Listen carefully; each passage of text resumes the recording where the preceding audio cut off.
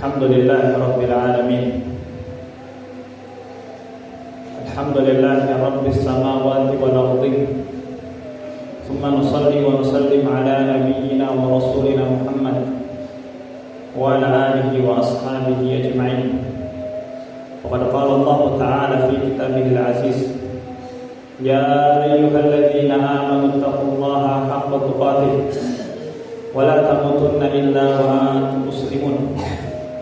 Qala ya ayyuhan nasu taqu rabbakum alladzi khalaqakum min nafsin wahidah wa khalaqa minha zawjaha wa batha minhuma rijalan katsiran wa nisaa wattaqullaha alladzi tasaaluna bihi wal arham innallaha kana 'alaykum raqiba. Wa qala ya ayyuhalladzina amanu taqullaha wa qulu qawlan sadida yuslih lakum a'malakum wa yaghfir lakum dhunubakum wa may yuti'illaha wa rasulahu faqad faza fawzan 'azima.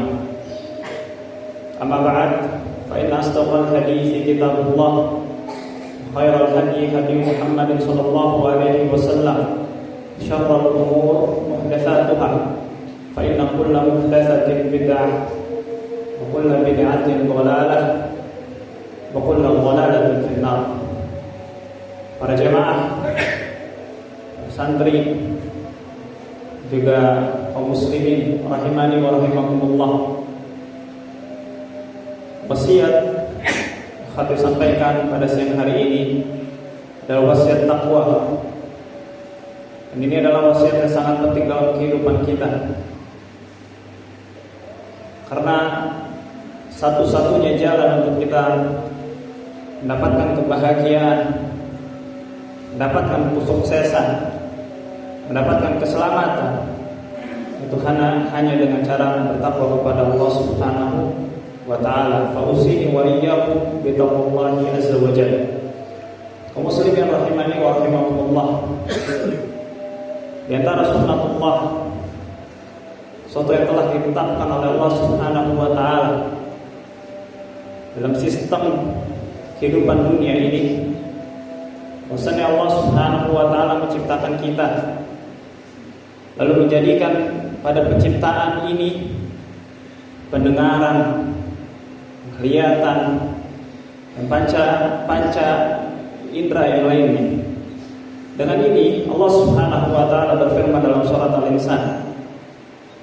Allah katakan, hal ata 'alal insani hinun minad dahri lam yakun syai'an madhkura. Apakah telah datang kepada manusia sebuah masa, ad-dahr al-waqt, sebuah masa, sebuah waktu, sebuah momen, di mana ketika itu kita, ketika itu manusia, ketika itu antum semua, itu belum ada sesuatu yang bisa disebutkan, belum ada namanya. Inna khalaqnal insana min nutfatin amsyaj. Sungguhnya kami menciptakan manusia dari Allah Subhanahu wa Ta'ala itu dari nutfah, dari air mani yang bercampur, baina mani rajul wa mani mar'ah, di antara airnya laki-laki dan juga air perempuan. Nabtalihi faj'alnahu sami'an basira. Kenapa Allah menciptakan kita? Kenapa Allah menyusun sistem seperti itu? Kita tercipta, terbuat dengan izin Allah karena pencampuran antara ma'ir rajul wa ma'il mar'ah. Kenapa? Karena Allah ingin menguji kita. Karena hakikatnya ketika kita sudah diciptakan, maka kita akan diuji oleh Allah Subhanahu wa Ta'ala. Maka apa yang Allah buat setelah itu sehingga manusia bisa berhasil dari ujian-ujian yang ada? Faja'alnahu sami'an basira. Maka Allah jadikan bagi kita, bagi manusia, itu indera pendengaran, sami', as-sam', dan juga indera penglihatan, sehingga seseorang bisa mendengarkan yang hak, bisa membedakan dengan as-sam', pendengarannya, mana yang hak juga mana yang batil. mana yang ghibah, mana yang bukan, mana yang namimah, mana yang bukan. Basirah, penglihatan, supaya manusia bisa melihat sesuatu yang Allah perintahkan untuk dilihat, bukan sesuatu yang Allah Subhanahu wa Ta'ala haramkan untuk dilihat. Maka Allah telah ciptakan semua itu sehingga manusia bisa berpikir, sehingga manusia bisa memahami, sehingga manusia itu bisa menjalankan sesuatu dengan logika. Sampai kita Allah Subhanahu wa Ta'ala menurunkan wahyu tersebut. Lalu kata Allah Subhanahu wa Ta'ala, setelah Allah menyebutkan bahwasanya kita diberikan penglihatan dan juga diberikan pendengaran, maka kata Allah, inna hadainahus sabil, sungguhnya kami akan memberikan hidayah. Maksud hadaina seringkali di dalam Al-Quran makna bayyana, kami jelaskan kepada mereka, kami jelaskan kepada manusia sabil, sebuah jalan. Dengan jalan tersebut manusia akan memilih di antara dua ini, imma syakiran wa imma kafura.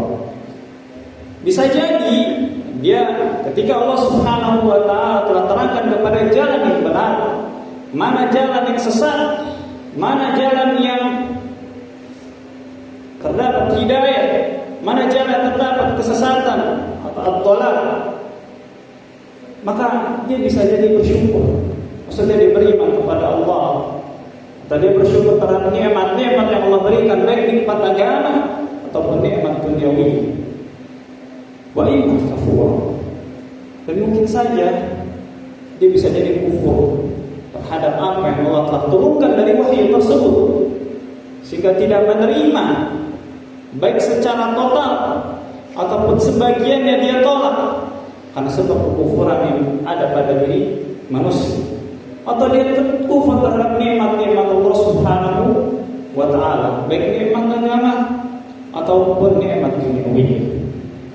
Maka kaum muslimin rahimani wa rahimakumullah, Allah Subhanahu wa Ta'ala menciptakan dua jalan, jalan yang benar dan jalan yang sesat.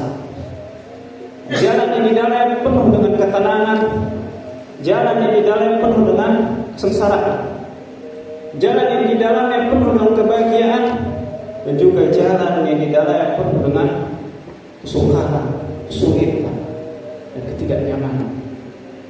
Dengan hal ini Allah Subhanahu wa Ta'ala katakan dalam surah Al-Balad, alam naj'al lahu 'ainain, bukankah kami telah menjadikan bagi manusia tersebut 'ainain, dua mata, sehingga terciptalah panca inderanya, yaitu penglihatan.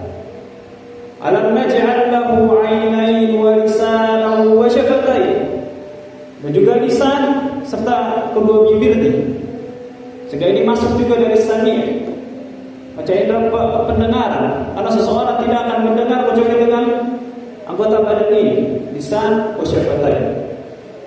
Maka kenapa Allah Subhanahu wa Ta'ala ciptakan yang kita bisa rasakan setiap hari sampai sekarang ini kita bisa rasakan? Wa hadainahu najdain, karena kami akan berikan hidayah, petunjuk kepada manusia, penjelasan kepada mereka, kemudahan kepada mereka kepada dua jalan. Ditafsirkan oleh para ulama, dan ini disebutkan dalam beberapa kitab-kitab tafsir.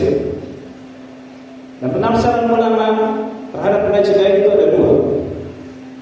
Maksudnya dua jalan yang dipegang oleh Syekh Al-Utsaimin dan juga Ibnu Abbas radhiyallahu anhu, bahwasanya najdain tariqul ghidha, itu jalan ketika seseorang ketika dalam buayan dia makan atau minum dari ari-ari terdapat pada rahim ibunya. Karena andaikan dia makan dari mulut, maka tidak akan dia bisa untuk buang air, tidak akan bisa makanan itu masuk ke dalam mulut. Maka itu jalan yang pertama, dari pendapat Ibnu Abbas. Kemudian jalan yang kedua, ketika seseorang itu telah dilahirkan oleh ibunya, maka berubahlah jalan masuk makanan tersebut melewati mulut, sehingga ia bisa buang air pada tempatnya. Itu nikmat Allah Subhanahu wa taala kepada kita semua. Kan tapi ada tafsir yang lain disebutkan oleh Imam Mas'ud. Maksudnya najdain ay tariqul haq wal batil. Yaitu Allah Subhanahu wa taala akan memberikan hidayah, memberikan petunjuk kepada jalan kebenaran dan juga kepada jalan kebatilan.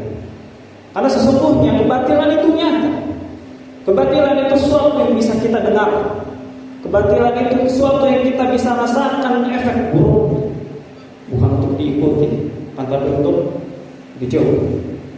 Maka dua jalan tersebut, fa'ayyuhuma, di antara dua jalan tersebut kita berada pada jalan apa? Pada jalan keikhlasan atau dalam jalan kesyirikan, riya, sum'ah, pada jalan bid'ah atau jalan sunnah, pada jalan maksiat atau pada jalan ketaatan, pada jalan kebenaran atau jalan kebatilan. Maka kita introspeksi diri kita semua, karena dari jalan-jalan tersebut ada tujuannya. Wa imman nar wa imman jannah.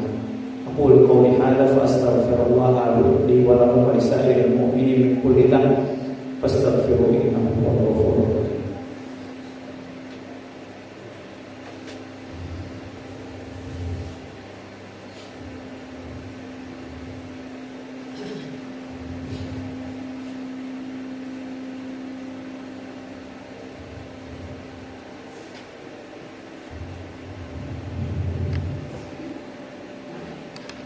Alhamdulillahi wa kafa, wassalawatu wassalamu ala nabiyyina wa rasulina Mustafa wa ala alihi wa ashabihi ahli sidqi wal wafa. Para jemaah, para santri, para asatidz rahimani wa rahimakumullah. Ketika kita telah mengetahui jalan yang baik dan juga jalan buruk, dan itu selalu terbentang dalam kehidupan kita setiap hari ini, setiap saatnya, maka seharusnya manusia ketika telah dijelaskan semua tersebut itu mengikuti jalan yang baik. Lalu bagaimana seseorang itu bisa menapaki jalan yang baik tersebut dengan istiqamah? Maka istiqamah diambil dari kata dalam bahasa Arab istiqamah yang seperti ini, yaitu lurus, sesuatu yang tidak berbelok. Kalau ada bangunan, maka bangunan itu kokoh. Itu makna istiqamah.